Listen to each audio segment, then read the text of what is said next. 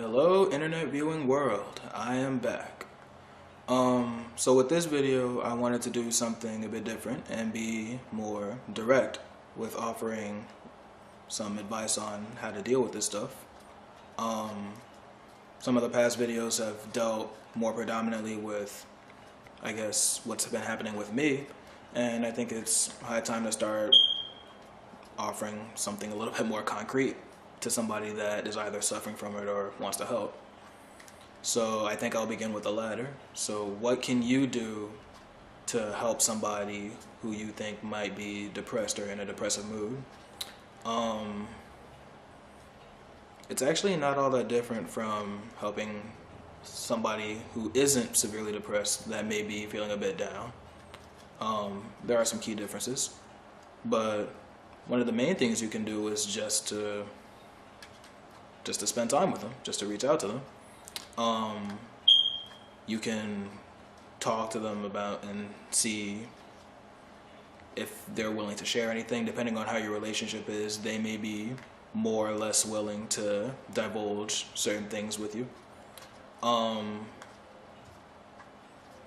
You can offer to maybe take care of some of their errands that they may not be up for doing, like maybe bringing them a snack or doing some chores or handling something else that they may not be able to motivate themselves to do, because depending on the severity of their episode, they can find getting out of bed to be a big challenge, and doing anything more strenuous than that is maybe even out of the question.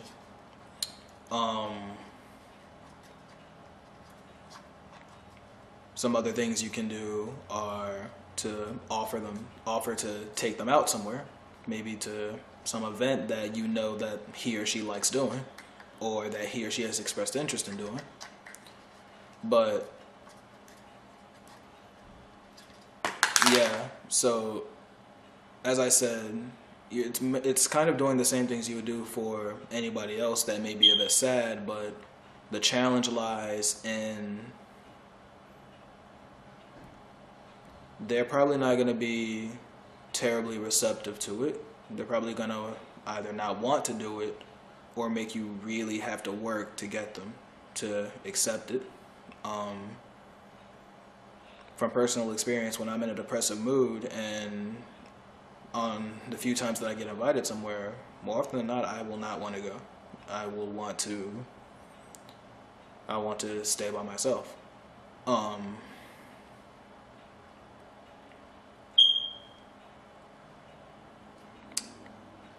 Yeah, if somebody's in a depressive mood, and I don't want to speak for everybody that may be depressed, because it does afflict people in some small different ways, but for the most part, when they're in a depressive mood, they tend to stay in it for some time. And when we're in that place, we will fight your attempts to be nice and to show your care and your love.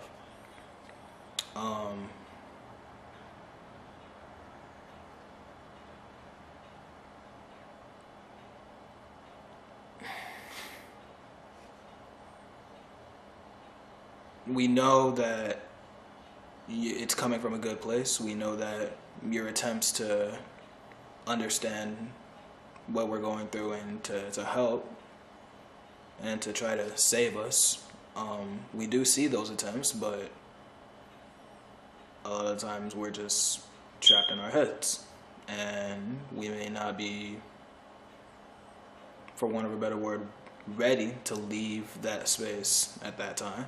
And I think I may have mentioned it in another video. It's challenging because it's not going to happen quick. It's not going to happen easily. But at the same time, we really don't want you to stop. We don't want you to give up. Some people may have given up on themselves, but having other people give up on them will crush them even more, then they may have crushed themselves. So maybe the main piece of advice I can give is that if you want to truly provide support and provide assistance for somebody who may be clinically depressed or severely anxious or anything of that nature, consistency will really speak to them. Consistency and compassion and true resolve to be their friend or to be their partner or to be somebody that cares for them it'll eventually reach them. It reaches them on the first time you show, on the first action you take, but you may not see the result for a while. They may turn down your offers and your invitations and your advances dozens of times, but each time they will appreciate it, no matter how indifferent they say, or no matter how angry they may get at you, how defensive they may get, because that may also happen when people are depressed. They may lash out at you just because they have to get that release, they have to get that catharsis somewhere, and unfortunately they may target you, the person trying to help.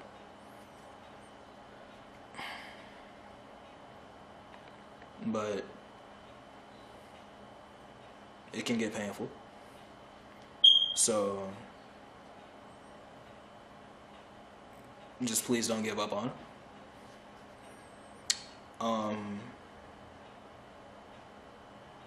So on the opposite side, and bringing it a little bit back to me, so that's something that an outsider can do to help somebody who's suffering from it. So if the sufferer is in the midst of the depressive episode, what can they do? For that one, I'll go back to speaking from personal experience. So what do I do when I'm in the midst of a depressive episode?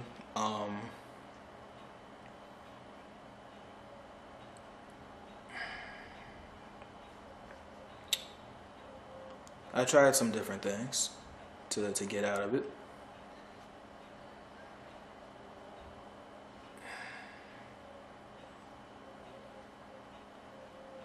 See, a main thing to understand is that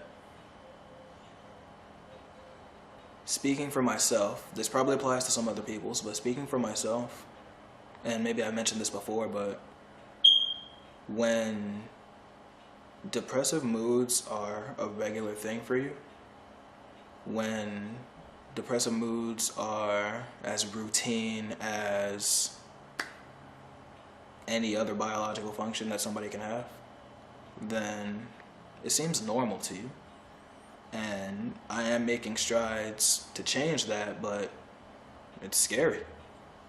It's well and truly scary, because I'm having to learn to see things and learn to do things that I've never had to do before. It's completely opposite from what my experience has been, and it's new.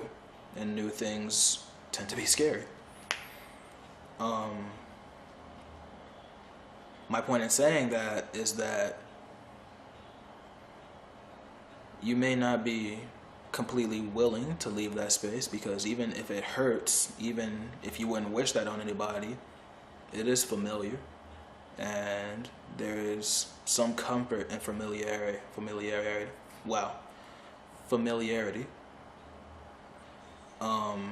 that would explain people that stay in abusive relationships. But what do I do when I'm in the midst of that mood to get myself out of it? The thing that I keep going back to is trying to distract myself, either by watching movies, going on YouTube, playing video games, anything I can to try to get myself out of my head. The problem may lie, though, in that depending on the type of media you or I immerse ourselves with, depending on how much of our focus it takes, that really doesn't help. It doesn't provide that much of a distraction. Especially with some of the video games I play, like MMOs and the like, or RPGs that I've played already. That doesn't take so much of my focus that I stop ruminating and stop thinking and stop self-attacking. So distracting yourself is a method to maybe dull it for a time, but it doesn't really deal with the issue. So it's not going to be something long term. It's a solution, but it's not a permanent solution. Something I've also done is when it's gotten really bad to the point that I can't stay in my room, which is where I spend the majority of my time, I'll take walks, or I'll go anywhere where there's other people and just walk around. On the walk, sometimes I'll get lucky and I'll see dogs. Like, dogs are a pretty easy way to instantly raise my spirits because I love dogs to death. But yeah, sometimes I'll also take a walk around like a place I expect to have a lot of people, like Publix or Walmart or the mall. Not even looking to buy or purchase anything, but just to, I guess, be around other people.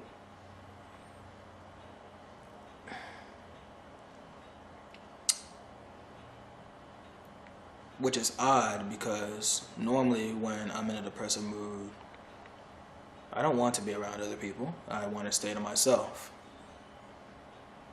Part of it is I don't have the energy to be around people and deal with all the facades and personas and little nuances that being around people takes.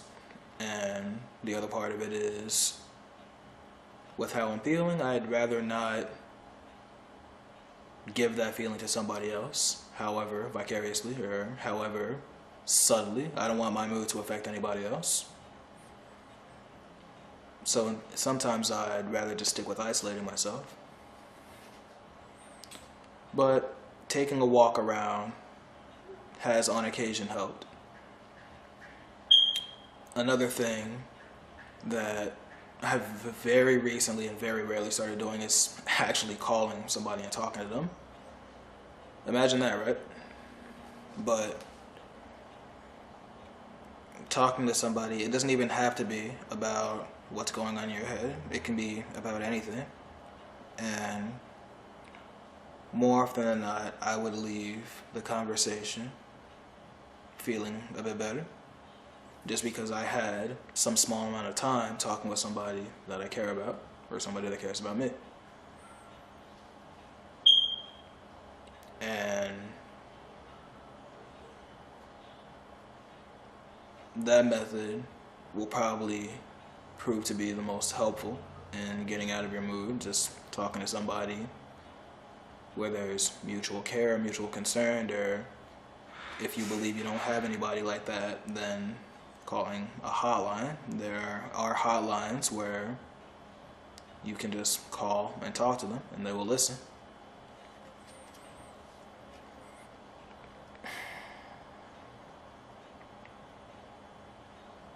That last one I did say was the most effective, but it's also one of the hardest ones for me, just because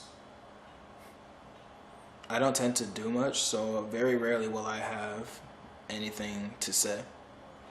I have one friend in particular that consistently asks me what I've been up to every time we meet, and I really don't have much to say, or I have to really try to come up with something to say. So I default to jokes, or if nothing comes to mind, if I have no ammo to work with, then I'll just stay silent, or let somebody else dictate the conversation, which I have no problem with.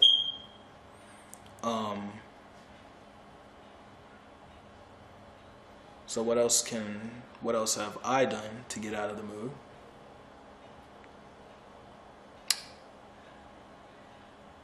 I'm not sure about this one. This one may actually do some harm than good in the later run, in the long run. But it is something that I have done. Is look for what I tend to do, or what I have done is I looked for quotes or articles or other things about depression, about severe anxiety. I've looked for quotes and messages and articles from that and read them and just indulge myself in that. And the reason why I say that might be bad, because it seems that I'm just surrounding myself in misery, and it may seem that I'm making myself worse. But on the contrary, at least with me, it tends to make me feel a bit better, just because some of the quotes and some of the messages I've seen are so accurate and so succinct that I can just point to that and be like, yes, that is exactly what I'm feeling. It gives me a sense of camaraderie. It gives me a sense of I'm not alone in this. And maybe for some other people that could be what you need, the feeling that you're not alone. And that's also a main point in why these videos are a thing, that I wanted to show people that they're not alone, and that maybe some small part of my experiences might resonate with them.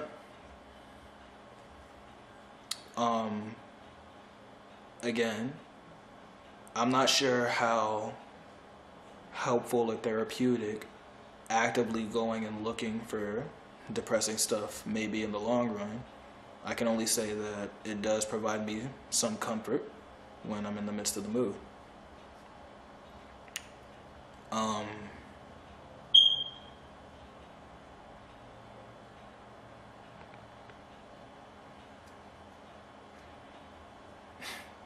I really do need to get better about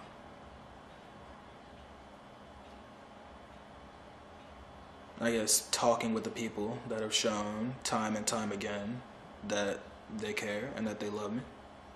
Because frankly, it's to the point that I know I'm not getting better by myself. I'm getting better because of them. I'm getting better for them.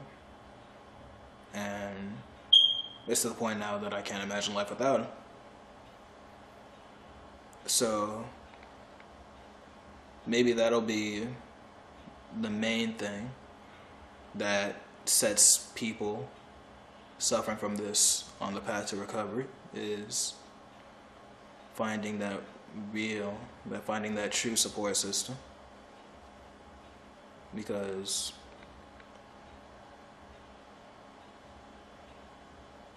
I'm really not sure where I'd be right now without the ones that I found.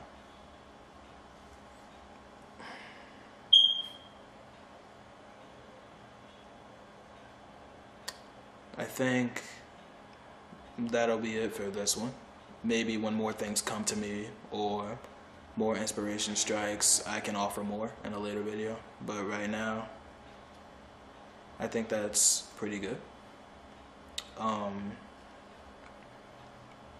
Just one last thing to remember for both sufferers and those wishing to help them. There is power in what you say, and there's power in what you do. There's that old adage that sticks and stones break your bones, but words can't harm you. But worms can harm you. Words can very well completely alter your mood. So just take care with what you say, because you have no idea the effect you have on somebody else. It can be extremely positive. It can be extremely negative, but something you say, even the most inane thing you say, can really turn somebody's day around. Which is something I have to keep in mind as well. So that's it for this one. See you next time.